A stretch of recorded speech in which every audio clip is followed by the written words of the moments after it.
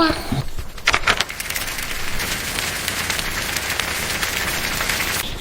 നല്ല വിലയാണല്ലോ. വെറുതെ പോയി ക്ഷീണിച്ചു. ഗ്യാസ് ഒന്നും കിട്ടിയില്ല. എന്താ പറ്റേ? ഗ്യാസ് നിറച്ച് കിട്ടിയില്ലേ? ഇല്ല.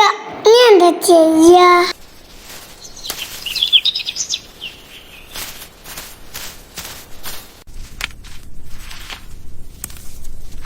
പണ്ടൊക്കെ അടുപ്പ് കത്തിച്ചിട്ടല്ലായിരുന്നോ ഭക്ഷണം പാകം ചെയ്തിന്? വിറകൊക്കെ കത്തിത്തരാം. അടുപ്പിൽ പാകം ചെയ്തിട്ട് എങ്ങനെയുണ്ട്? അടിപൊളി ടേസ്റ്റാണ്. കുറച്ച് ചൂടും പൊകൊക്കെ സഹിക്കേണ്ടി വരും.